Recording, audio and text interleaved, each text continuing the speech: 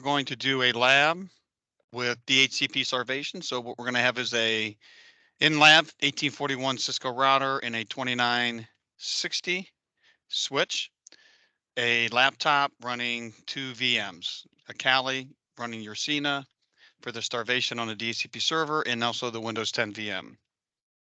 So the first thing we do is open up PuTTY, but I need to find out, because if you're at home like I am, you're using a USB to DVD rollover cable. So we do device manager, come down here to the COM ports. I'm going to be using COM 13. So in your PuTTY configuration, I'm just going to change 13 and open. Now you're in terminal. I'm sorry, you're in PuTTY, terminal command line. Press enter. Now, first thing we want to do is show IP DHCP bindings. So there's none. So let's wait a second here and see if we can get any of the bindings.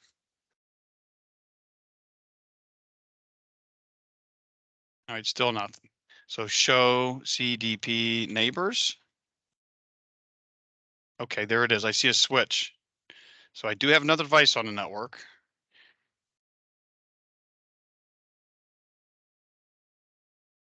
So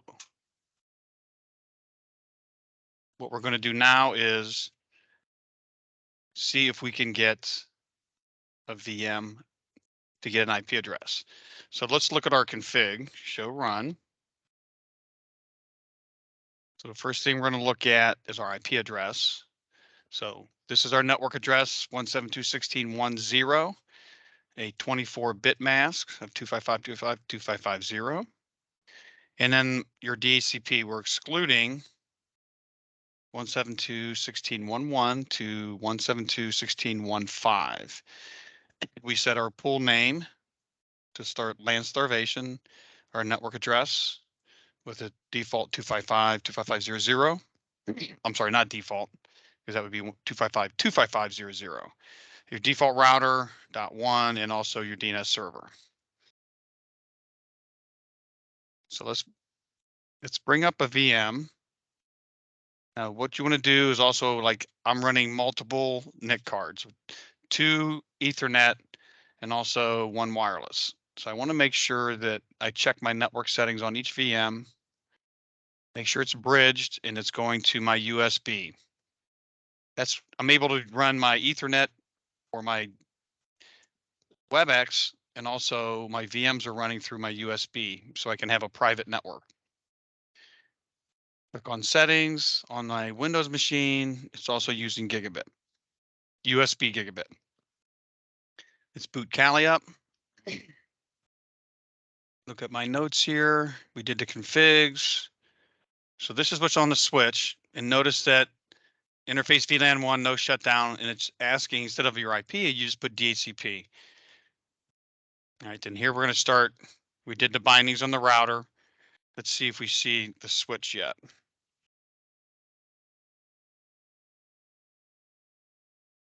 Okay.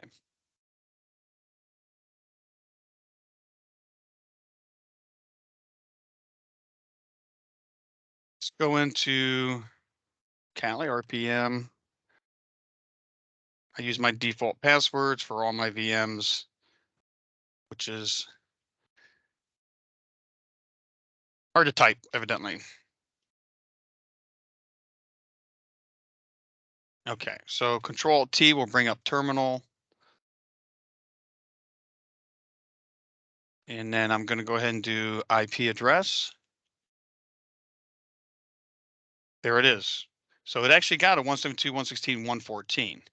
So let's look at the bindings now. There it is. And we can see the MAC address, layer 2. And then your binding is starting February all the way to February 1st. So make that a little bigger. All right, so let's run Wireshark.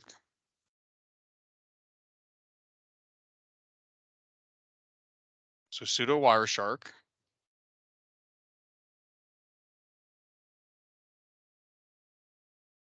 Enter password.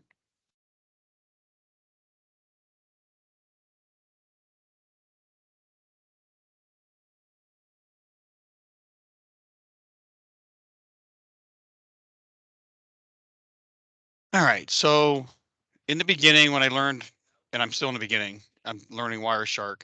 If you let it run, you see a bunch of Cisco. There's your spanning tree. That's going to be from your switch. So let's focus with DHCP. So you have DHCP. So run the filter. Either press enter or press this blue button. If you want to cancel, it's the red X. And then if we go over here to a new terminal, let's start the attack. So it's sudo yersinia -G. The capital G stands for, I believe, graphical. My password. Okay. It's really kind of hard to see a little bit, but here's your file menu, actions, options, help, launch attacks, edit, and all these tabs here. So what I'm gonna do is launch attack. Once again, it brings up, it's kind of hard to see. If you lose this, you could actually run more than one. So we're on CDP.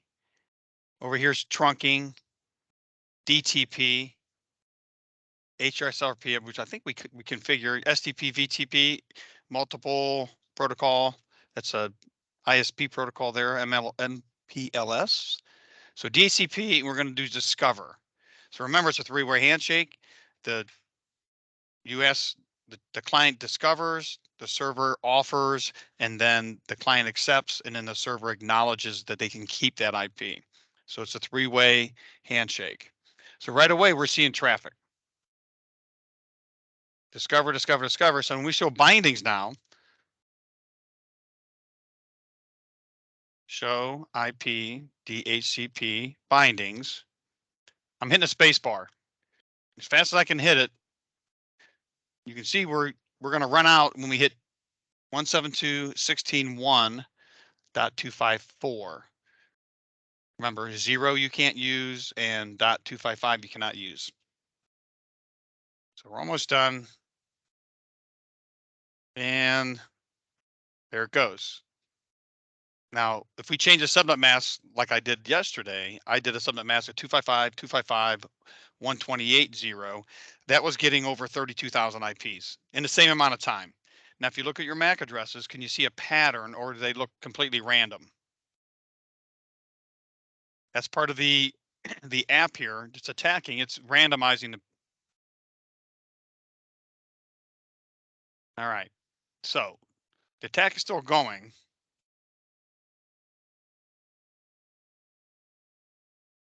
So what we're going to do is try to boot up a Windows machine and see if it can get an IP.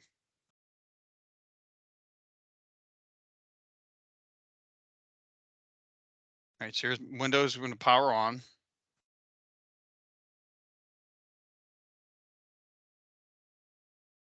And whatever's going on with Putty.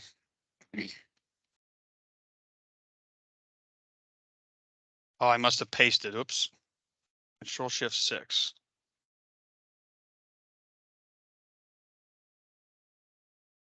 All right, waiting for the Windows machine to boot.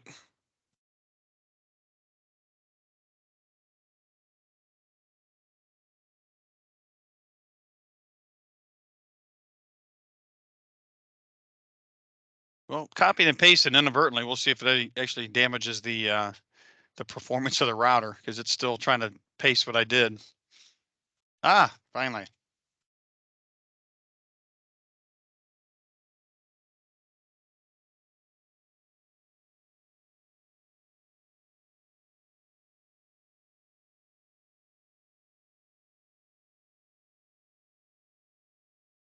With my laptop running 2 VMs, it does pretty well. If I add a third, the performance, it suffers pretty good. So with your machine, if you want to test out how much your performance decreases when you run VM. So right now, down here by the clock, time, battery, sound, I want to go to open network and sharing, or internet settings. Let's go to, I don't see Ethernet, so I'm going to go down here to change adapter settings. looking for Ethernet, so it's disabled. So let's enable it.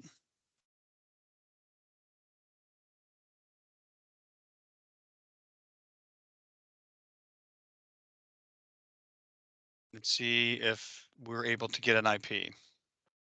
So double click. One sec. Again, my VM's running just a little slow. There we go. It says no network access. Click on details.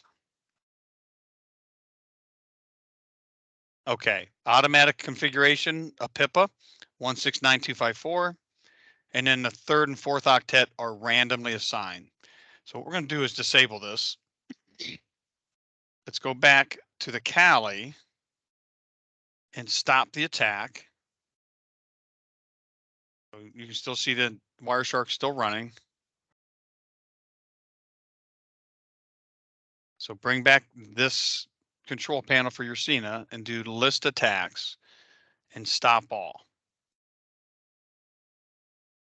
Now look at the performance up here.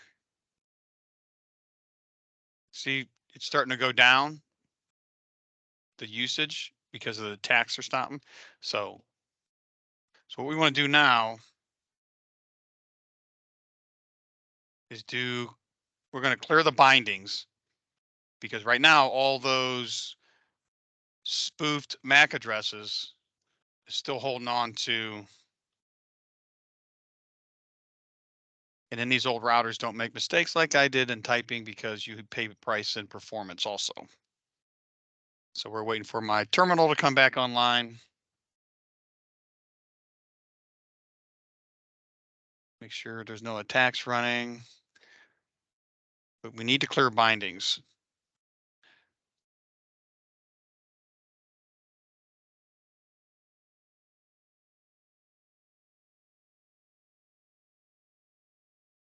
All right, so IP clear, IP DHCP bindings. Okay, so you need an asterisk or a specific path, and the asterisk clears them all. So if we do show bindings now, IP show IP DHCP binding, there's none. So let's go back to the Windows machine, enable the interface.